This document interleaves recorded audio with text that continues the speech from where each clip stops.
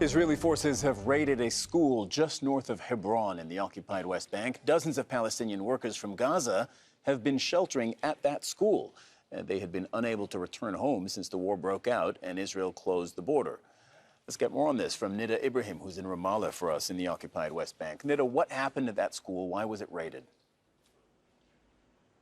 Well, let me just give you some context about those workers who have been kicked out from their work and they've returned to the occupied West Bank. Some of them returned to Ramallah.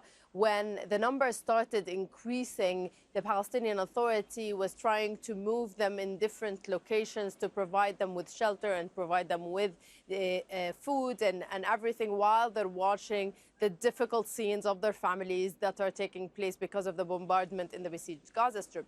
Now, what happened overnight is that the Israeli forces have raided the school that they were sheltering in Hebron and arrested 30 of them. So according to many of those workers who have been in Ramallah, they've been scared of that the Israeli forces would arrest them. There's no, for them, they don't know why they're being arrested. Some of them have lost their families already in the bombardment. So you can imagine the amount of fear, the amount of pain that they're in because they're away from their families and watching their news only on TV. So we are not sure why they've been arrested, but we know that the Israeli forces have arrested also other people in Hebron, and they say that they have been affiliated with Hamas. So you can imagine the intensity of the situation and the feelings of those workers who cannot go home, but also are being arrested while they are in the occupied West Bank. Nida, we're also getting reports of a sit-in happening. What can you tell us?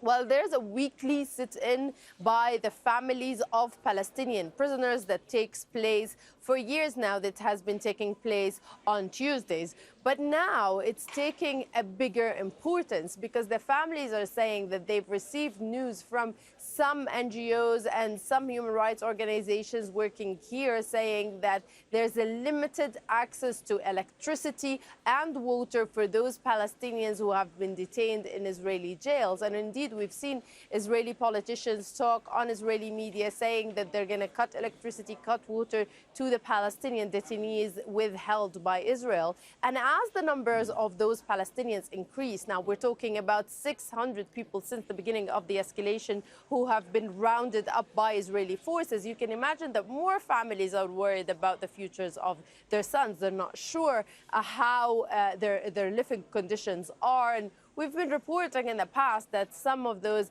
Palestinian prisoners say that they've been subject to torture, so they've been subject to humiliation. So it's really hard now for Palestinian families, because they're not having visitation to their sons, to know what's happening inside the Israeli prisons.